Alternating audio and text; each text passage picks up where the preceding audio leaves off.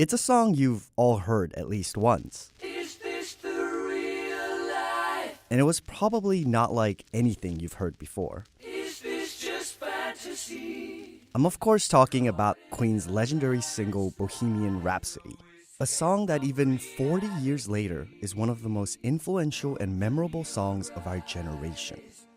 But have you ever wondered why this 6-minute single that no one ever thought would be a hit became one of the most famous songs ever written?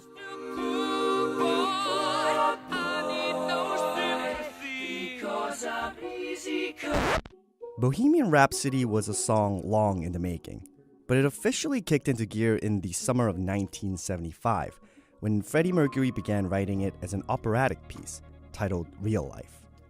After the success of their last album, Sheer Heart Attack, Queen was given complete creative freedom and control over their next piece. And it's obvious that they took that creative freedom and ran with it. Bohemian Rhapsody had a very rare effect on people, which is that it was one of those songs where the first time you heard it, you hadn't heard anything like it. This is Erwin Fish. He's an Emmy-nominated composer and professor at NYU Steinhardt. In my image is that it's the kind of song that makes you pull over to the side of the road because you go, what the devil is this? Very few songs have done that, and that did. And he's right. Bohemian Rhapsody was different for its time and still is today. Unlike most pop hits that lasted around 3 minutes, it was a 6-minute pop single that has an opera right in the middle of the song. It actually in some ways hasn't been influential because it was so fully realized that it was a little bit of where do we go from here. It managed to become a ubiquitous part of the culture and something that never gets off the radio and never stops in the karaoke bars and is used in movies, and it's all over the place because nobody has still done anything that sounds like that. One of the reasons why Bohemian Rhapsody sounds so different is in its structure. The song is neither an a cappella, a ballad, an opera, or rock. It's actually all of them in one song. It advanced a tradition of suites in pop music, meaning not a continuous song, not a verse-chorus, bridge structure, which was the norm, a put-together group of different songs in essence. So if people refer to Bohemian Rhapsody as a song, that's a bit of a misnomer. It's actually 3 or 4 songs. Bohemian Rhapsody can actually be divided into 5 different sections.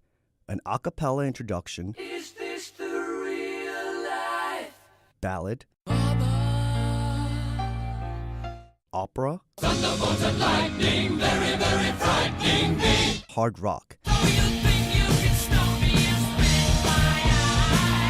and finally a reflective coda. It was also highly unusual for a popular single to not include a chorus, while combining different musical styles and lyrics. It is by definition a mind-blowing genre bender. This innovation started around the mid-60s. It started basically with the Beach Boys and the Beatles. Beach Boys with Good Vibrations. I'm picking up good vibrations. She's giving me the excitation. The Beatles with A Day in the Life. Crowd of people stood and stared. Epic songs that pieced together different ideas into a cohesive whole. Queen in Bohemian Rhapsody took that idea and pushed it way over the top. And to see just how over the top they went, you need to look no farther than this operatic section of the song. The lyrics name characters from classical Italian theaters, quotes from the Quran, and the demon Beelzebub. And this section that sounds like it's been sung by a room full of choir was actually just 3 people: Freddie Mercury, drummer Roger Taylor, and guitarist Brian May. It's not just the vocals. There's harmony everywhere, even in the instruments that almost sound like echoes.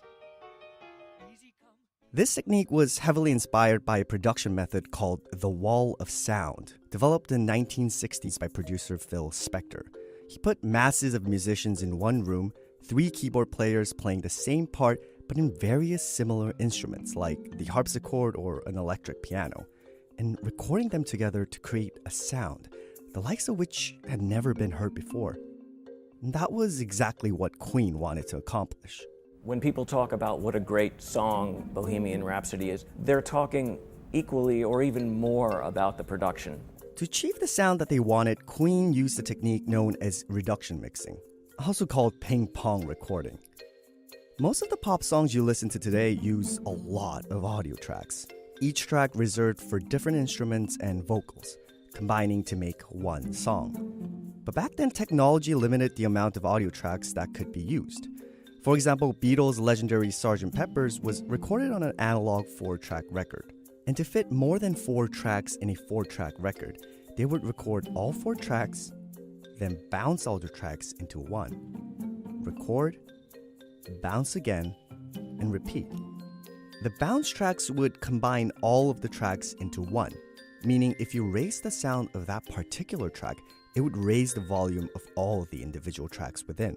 Part of the great challenge of that process was that you had to make commitments to your mix, to the blending of everything as you went along. So you needed to have a lot of foresight and a great image of where you were going. By the time Queen made Bohemian Rhapsody, we were up to 24-track tape. By today's standards, that's still not many tracks. They had so many vocals and they had so many layers of guitars. I've heard that they had about 180 individual tracks that got put onto a 24-track 2-inch tape. But of course, this method of bouncing tracks came with its own challenges. Once it's done, you can't go back to just fix it like we can do now. 2-inch 24-track tape that they were working on, it was a physical process. It was a razor blade, it was an edit block where the tape would sit there. You would slice through the 2-inch tape, you would cut out what you wanted to cut out, and you would splice it together with a little piece of white tape. Now, it's very easy digitally. You chop it on the screen. If you made a mistake, you can fix it. Everything now is non-destructive. Everything they did then was destructive. So it took a lot of commitment and a lot of knowledge and a very, very intense, deep skill set to be able to piece that stuff together and have it sound smooth. Just how much tracking went into the song becomes more evident when you remove the instruments to just listen to the vocals. I'm just a poor boy. I need no sympathy. Because I'm easy come, easy go. Little high, little low. And before the Beatles and before the Beach Boys, a song was a song. It needed to be presentable on the piano. If you sat down and played Bohemian Rhapsody from start to finish on the piano, you probably would say, wow, that's really wild and interesting. But you probably wouldn't say that's going to be a hit that's going to endure for 40 years. What made it that had a lot to do with the sound they created. And of course, it's hard to talk about Bohemian Rhapsody without talking about the man behind the song, Freddie Mercury. Because this song was his baby, his brainchild. Unlike most of Queen's songs that were written collaboratively in studio, this was a song that, according to the guitarist Brian May, was all in Freddie's head before it even began recording. Freddie Mercury talked about the song in an interview as experimentation in sound. I think that could be taken to mean that the experiment was to see if he could get what was in his head, his sonic preconceptions, out there. I don't think it was the kind of experimentation where they went into the studio to just see what would happen, because he was famously buttoned up and had the production and the notes and the arrangements and the sound of the thing in his head. I think the experiment was really about seeing if something unique could be realized in the studio. An important reason that Bohemian Rhapsody resonates and has resonated for over 40 years is that it embodied something very intense, which is Freddie Mercury's personality and life. That record is an oral extension of Freddie Mercury's self-consciousness without shame. It's music. In some ways, the sensibilities are out of the closet.